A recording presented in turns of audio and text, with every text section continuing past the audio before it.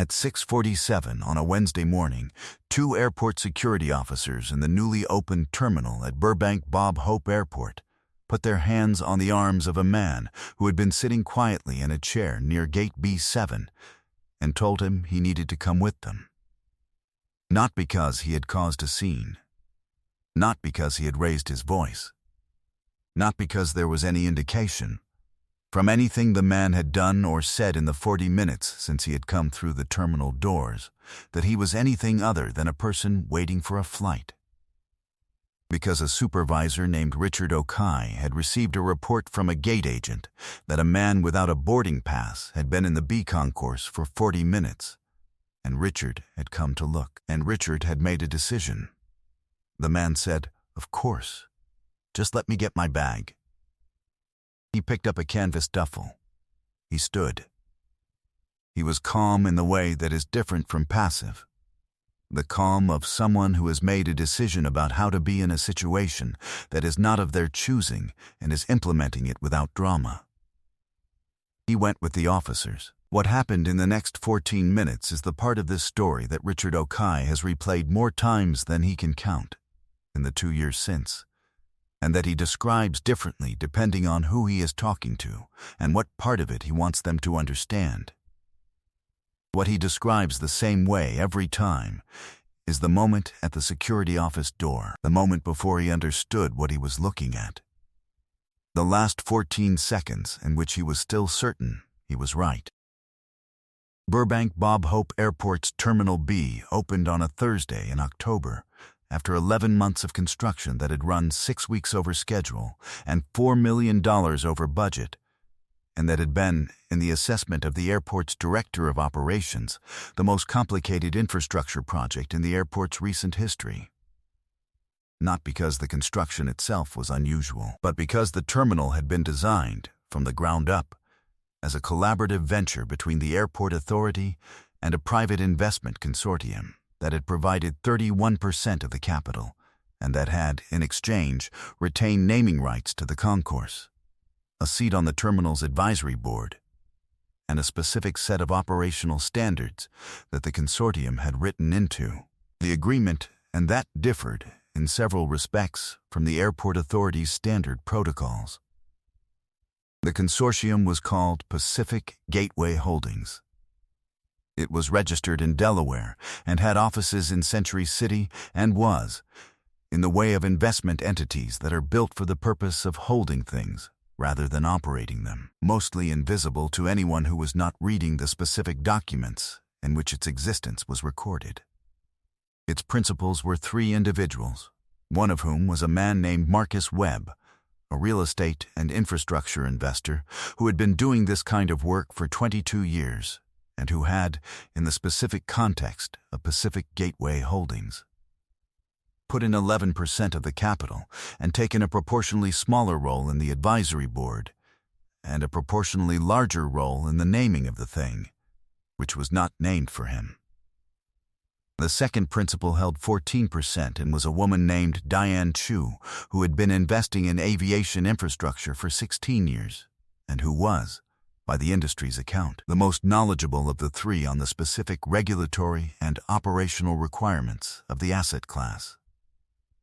The third held 6% and was a man whose name did not appear in the airport authority's public communications, whose participation in the consortium had been arranged through a legal structure that kept his name off the documents that were filed publicly, and who had become interested in the terminal project because of a conversation he had had with Marcus Webb at a dinner 18 months before the construction began, about the particular quality of regional airports and what made them work or fail to work for the people who actually used them rather than the people who funded them. His name was Keanu Reeves. He had put in 6% of the capital and had attended 2 of the 7 advisory board meetings and had, in both, said less than anyone else in the room and asked more questions than anyone else in the room. He had asked about the cleaning contracts. He had asked about the staffing ratios during off-peak hours. He had asked what the terminal's policy was going to be on walk-up passengers without advance reservations, arriving at the terminal on the day of travel and hoping for standby capacity. The question had been answered with a reference to the airport authority's existing walk-up policy. He had asked if the policy was printed anywhere a walk-up passenger could actually see it. There had been a pause. He had noted that the pause was an answer. He had come to the terminal on a Wednesday morning in November, 6 weeks after the opening, because he wanted to see it running. Not on an advisory board visit. Those were scheduled and prepared for and produced a version of the operation that was not entirely the operation. He wanted to see it at 6 a.m. On a Wednesday, before the first wave of travelers, when the terminal was closest to its own actual nature. He had not told anyone he was coming. He did not have a flight. He had a canvas duffel bag and a cup of coffee from the cart at the main entrance, and the kind of patient attention that comes from genuinely wanting to see what is there. He had been at gate B7 for 40 minutes when Richard O'Kye arrived. Richard O'Kye had been a terminal operations supervisor at Burbank Bob Hope Airport for 6 years. Before the airport, he had worked airport operations at Ontario International for 4 years, and before that in ground handling at LAX for 3, which meant he had spent 13 years in airports and understood them in the layered way that 13 years of any environment produces. Not just the rules, but the reasons for the rules. Not just the procedures, but the gaps the procedures were designed to fill. He was 43 years old. He was thorough. He was the kind of supervisor who did not send other people to resolve situations he could resolve himself. Not because he didn't trust his staff, but because he believed that the supervisor's presence in a situation communicated something about the seriousness with which the institution treated it, and that this communication mattered to the people on both sides of the situation. He had been told this by a supervisor of his own at Ontario, early in his career, and he had found it to be true often enough that it had become a practice. He had grown up in Accra, Ghana, and had come to the United States at 19 on a student visa, and had studied logistics and operations management at Cal State Northridge, and had built his career in the specific, procedural, detail-oriented world of airport operations with the satisfaction of someone who had found, in a field that was entirely about systems working correctly, a natural home for the way his mind worked. He liked systems. He liked knowing the rules and applying them consistently. He liked the particular satisfaction of a terminal running at its designed capacity, on time, with the predictable efficiency that allowed the people in it to go where they were going without incident. He had received the report from the gate agent at 6:44. A man without a boarding pass, no flight. Been in the B concourse 40 minutes. Richard had come himself because the terminal was 6 weeks old, and the operational protocols were still being calibrated, and a situation involving an unauthorized individual in a secure area was exactly the kind of situation that required a supervisor's presence in the first weeks of operation. He had looked at the man at gate B7. He had assessed in the way that 6 years of terminal operations, and 4 years before that, and 3 years before that produced: the canvas duffel, the coffee cup, the dark jeans, the boots, the absence of the laptop or the rolling carry-on that marked the business traveler, the absence of the family arrangements that marked the leisure traveler, the absence of the phone-in-hand orientation that marked nearly everyone in an airport in the current era. The man was sitting, watching, the particular alert stillness of someone who was paying attention to the room rather than to a screen. Richard had approached. He had asked, as he always asked, whether the man had a boarding pass. The man had said he did not. Richard had asked where he was traveling.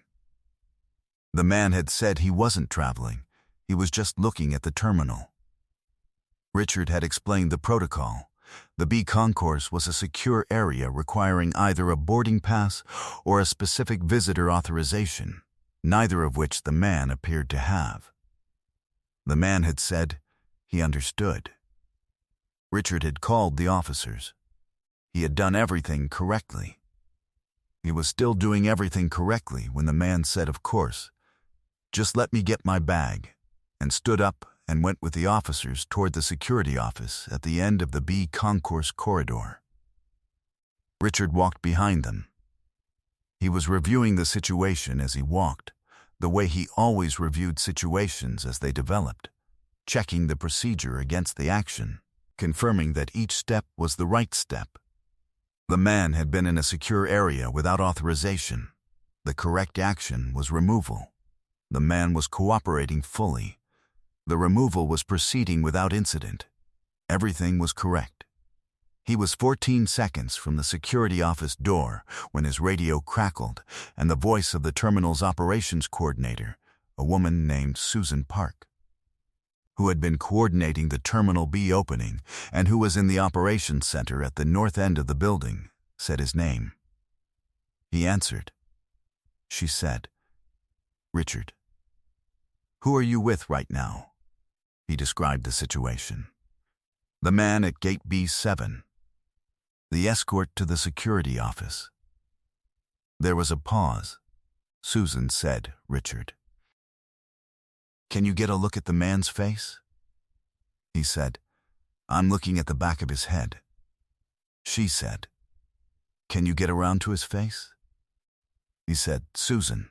"What?" She said, "Richard, please." Susan Park had been coordinating Terminal B's operations for 14 months, from the final construction phase through the opening and into the first weeks of service. She was 36 years old and had come to airport operations from an engineering background, which gave her a relationship to systems that was structural rather than procedural. She understood not just how the rules worked, but why the rules had been built the way they had been, and what happened when the rules encountered conditions they had not been designed for. She had been in the operations center at 6:47, when the camera feed from the B concourse had shown Richard and the two officers approaching a man at gate B7. She had been watching the concourse cameras as she watched all the cameras during the early morning period, in the specific alert way of someone who is still learning what the terminal looks like when it is working correctly and needs to see it from every angle. She had looked at the camera image. She had looked again. She had pulled up the advisory board member documentation from the terminal's governance files, the documents that described the structure of Pacific Gateway Holdings and its principles. The document was not long. It had a section on each principle. She had read the third section twice. Then she had called Richard. She was watching the camera feed as she called. She watched Richard answer. She watched him look toward the man's face. She watched the moment when he looked. She knew the moment by his posture. She had been watching posture on camera feeds for 14 months, and she knew what a person's body did when it received information that required rapid recalibration. Richard's posture did the thing. She waited. He said, into the radio, in a voice that was entirely controlled in the way of someone who is using control as a professional instrument, "Susan, give me a minute." She said, "Take your time." She watched the camera. The officers had stopped. The man had stopped. Richard was standing slightly apart, his hand still at the radio. He was still. The kind of still that is also thinking. After 47 seconds, she counted. Later, from the feed, he said something to the officers. The officers stepped back. He said something to the man. The man looked at him. She could not hear what was said. She had the camera, but not the audio feed, which was a gap in the operations center's monitoring capacity that she had noted in her first month, and that was on the infrastructure improvement list for the following quarter. She watched Richard and the man stand in the corridor for 3 minutes and 20 seconds. Then, she watched Richard lead the man not to the security office but back toward the B concourse. She exhaled. She went back to her console. She made a note in the operations log. She did not write the name. She wrote, "Unauthorized presence, Gate B7, 0647. Situation resolved. No incident. Recommend visitor authorization protocol review for consortium principals." She sent the note to the terminal director and to Richard. Then she went back to watching the cameras, which was her job, and which she was good at, and which, on this particular Wednesday morning in November, had been exactly enough. Richard stood in the corridor with the man for 3 minutes and 20 seconds before either of them said more than 2 words. The officers had moved off at Richard's instruction. The corridor was empty at this hour. The morning light coming through the west facing windows in the low, flat way of airport light before the day has fully decided to be a day. Richard said, "I owe you an apology." The man said, "You don't." Richard said, "I followed the protocol." He said, "You did." Richard said, "The protocol was right." He said it was. Richard said, "But I'd like to apologize anyway. Because the protocol being right doesn't mean the application of it felt right from where you were standing. And you cooperated fully, and I'd like to acknowledge that." The man looked at him. He said, "You're a careful person." Richard said, "I try to be." He said, "The apology is appreciated. Thank you." Richard said, "Can I ask, you said you came to look at the terminal?" He said, "Yes." Richard said, "At 6 in the morning." He said, "The early morning is when the terminal is closest to itself, before the day starts performing." Richard stood with this for a moment. He said, "What did you see?" The man looked at him. Something shifted in the assessment he was making, the slight recalibration of someone who has received an unexpected question and is deciding how seriously to take it. He said, "The cleaning crew finished at 6:15. The main floor was clean by 6:20. That's fast. Good crew." Richard said, "Yes, we worked on that." He said, "The signage at the B concourse entry is clear. The boarding gate assignment board updates in real time. Those were both noted." Richard said, "What wasn't noted?" It was not a question. The man looked at him. He said, "The walk-up window. It's behind the primary check-in counter. You can't see it from the entrance. A passenger arriving without a reservation, which is the passenger who most needs to see it, would have to already know it exists to find it." Richard said, "We've had that feedback." He said, "What's being done?" Richard said, "It's on the operations improvement list. There's a signage proposal in review." He said, "How long has it been in review?" Richard said, 3 weeks. He said, "What's the hold?" Richard paused. He said, "Budget approval. The signage budget for the quarter was allocated in the pre-opening phase. A new sign requires an amendment." He said, "How much does the sign cost?" Richard said, "The proposal is for 4 signs. The estimate is $2,200. The man looked at him. He said, "I'll cover the signs." Richard said, "Sir, you don't need to." He said, "I know, but the walk-up passenger who can't find the window is the specific person I asked about in the advisory board meetings. $2,200 is not the obstacle I want standing between that person and the window." Richard said, "I'd have to confirm with the terminal director." He said, "I know. Tell her it's from Pacific Gateway. She'll know what to do with it." Richard looked at him. He said, "Carefully, you're one of the principals." He said, "Yes." Richard said, "I escorted you out of your own terminal." He said, "You followed the protocol. The protocol didn't know who I was. That's not the protocol's failure." Richard said, "It's mine." He said, "Is it?" "You had a man without a boarding pass in a secure concourse. What else were you supposed to do?" Richard said, "I could have asked more questions before I called the officers." He said, "What questions?" Richard said, "Why you were here, who you were." He said, "And if I'd told you I was a consortium principal?" Richard paused. He said, "I'd have had to verify it." He said, "Yes, and what would verifying it look like?" Richard said, "Calling the operations center." He said, "Which is what Susan Park did." Richard said, "Yes."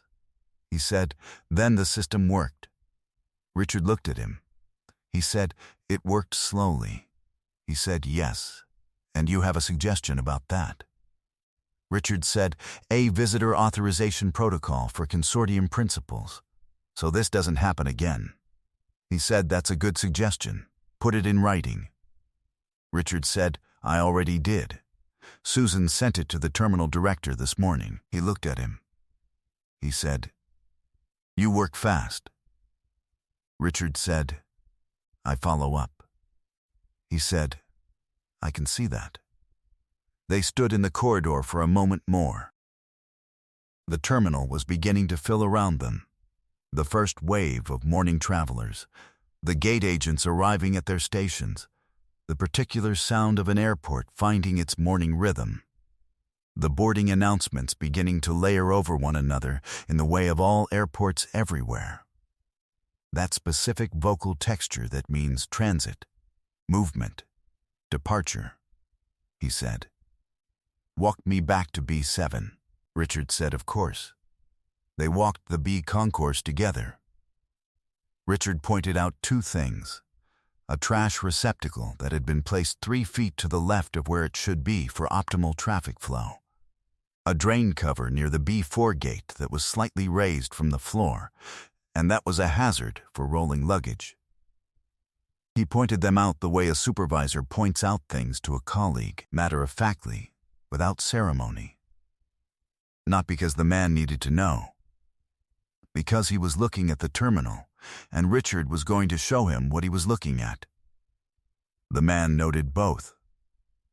At B7, they stopped. The chair where he had been sitting was still empty. The morning light was better now, past the flat early quality, into something that had height to it. The November sun finding its angle. He said, "It's a good terminal." Richard said, "Thank you." He said, "It's going to be better with the signs." Richard said, "Yes." He picked up his canvas duffel from under the chair where he had left it. He said, "I'm going to go get more coffee. The cart at the main entrance is good." Richard said, "It's an independent vendor. They've been at the airport for 12 years. He said, "That's worth knowing." He walked toward the main entrance. Richard watched him go. After a moment, Richard went back to do his job. The Visitor Authorization Protocol for Pacific Gateway Holdings Principals was formalized and approved by the terminal director 8 days after the Wednesday morning in November. It created a specific credential, a laminated card with a photograph and an operations center contact number that could be issued to any advisory board member or designated principal of the consortium, and that, when presented to terminal security, would allow the holder access to any area of the terminal outside the sterile zones, which required a security clearance that even consortium principals did not hold and should not have held. Because the sterile zone protocols existed for reasons that had nothing to do with who owned what percentage of the terminal. Richard Okai had written the protocol. He had worked on it for 3 evenings after his shifts, sitting at the kitchen table with the terminal's governance documents and the airport authority's access control regulations and the notes from the Wednesday morning conversation. Building a document that was specific enough to be useful and general enough to handle variations he had not yet encountered. His wife, a woman named Adaize, who had been with him for 17 years and who worked in human resources for a logistics company in Glendale, had asked what he was working on. He had told her the story. All of it. The gate agent report, the escort, the corridor, the 14 seconds before Susan's radio call. She had listened to the whole thing. She had said, "What would you have done if Susan hadn't called?" He had said, "Followed the protocol." She had said, and he would have been removed. He had said, yes. She had said, and then, what? He had said he would have identified himself. We would have sorted it out. She had said, and the protocol would have looked like what? He had been quiet for a moment. He had said, like a system that doesn't know its own people. She had said, is that what it was?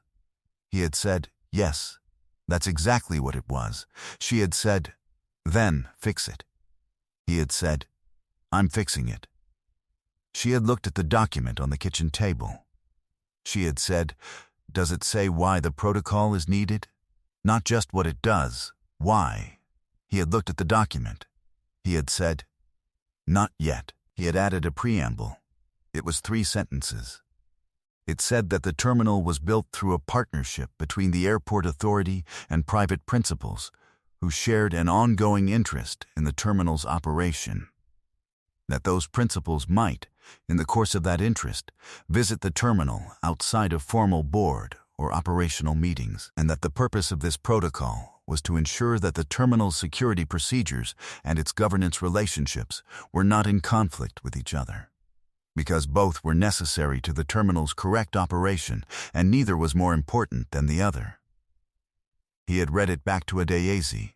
She had said, that's the right preamble.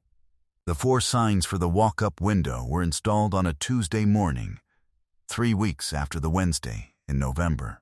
They were mounted at the entrance, at the primary check-in counter, at the central information point, and at the point in the B concourse where the concourse branched toward the gates, because that was the point where a walk-up passenger who had found the window and checked in would be most likely to need directional confirmation. The signs were the standard terminal signage color and typeface. They were not remarkable.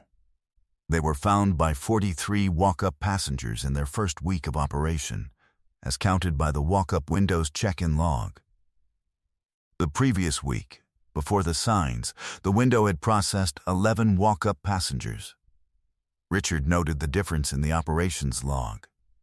He sent the log to Susan Park and to the terminal director and, through the consortium's advisory board communications channel, to the principals of Pacific Gateway Holdings. The note he attached was 1 sentence. Walk-up window utilization increased 291% in first week following signage installation. He received 3 responses. 2 were from Marcus Webb and Diane Chu, both of which said some version of good work. The 3rd was from the 3rd principal. It said, the cart at the main entrance. Has anyone talked to the vendor about a second cart at the B concourse entrance? That's a long walk for a cup of coffee. Richard read it twice. He went and talked to the vendor. The vendor, whose name was George, and who had been at the airport for 12 years, and who had for all 12 of those years wanted to expand to a second location and had not known who to ask, said yes before Richard had finished the question.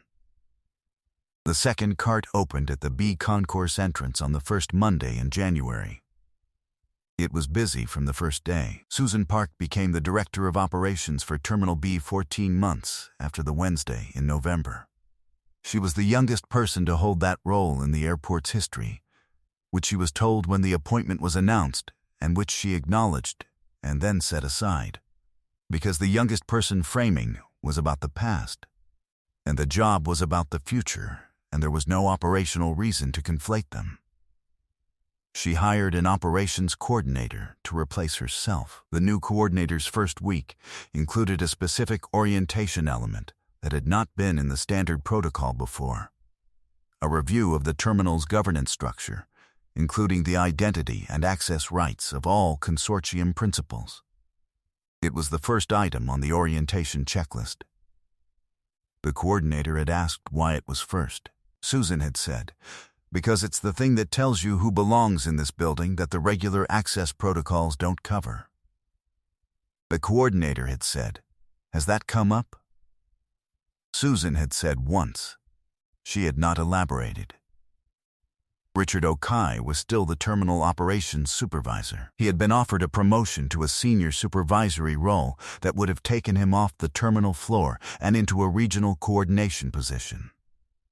He had asked for a week to think about it. He had decided to stay where he was, for reasons that he had explained to Adaisy as follows. The floor was where the system met the people, and the people meeting the system was the work he was best at, and he was not yet finished learning how to do it correctly. Adaisy had said, "What's left to learn?"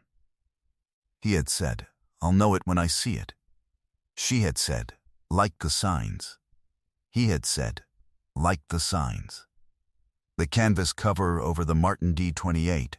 There is no guitar in this story. That was the previous one.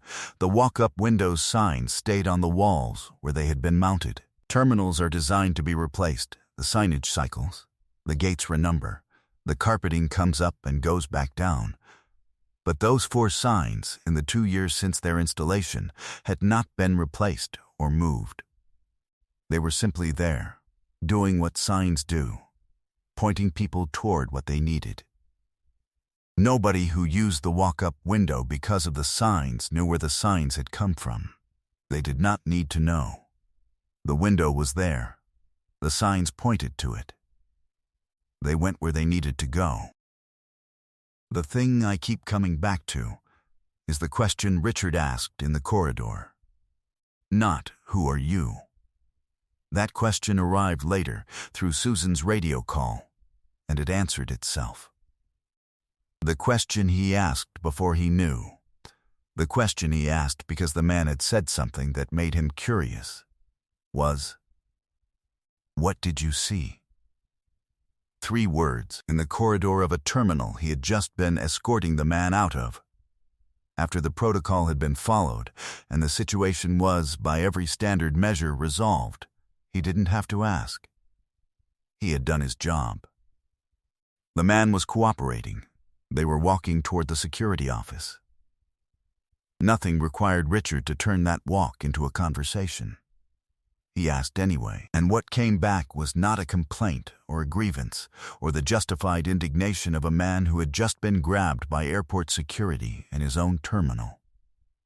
What came back was, the cleaning crew finished at 6:15. The signage is clear. The walk-up window is invisible. He had gone to look at the terminal. He had been escorted out of it, and in the corridor, when someone asked what he had seen, he answered the question, specifically and without drama. Because the answer to the question was the reason he had come, and the reason he had come had not changed because of what had happened in between. I think about the discipline of that. Not the grace of not complaining, though that is real and not nothing. The discipline of staying oriented toward the thing you came for, even when the thing that happened to you on the way there would give you every justification for reorienting toward that instead. Most of us in that corridor would be talking about the officers and the protocol and the 40 minutes at Gate B7 and the indignity of the canvas duffel and the cooperating fully, and the whole long hour of being treated like someone who did not belong somewhere that was, in fact, partly theirs. He talked about the walk-up window. The walk-up window. 3 weeks later, there were signs. 43 people used them in the first week. I want to be more like the walk-up window in the situations that are ostensibly about me. I am not always sure I know how to get there from the corridor. Maybe that's the practice, too.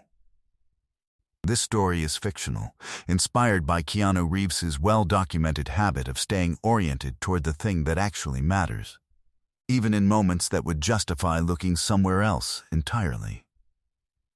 Drop a comment and tell me what stayed with you, the moment that kept coming back. Share this with someone who might need it today. Subscribe if you want more stories like this one. See you in the next one.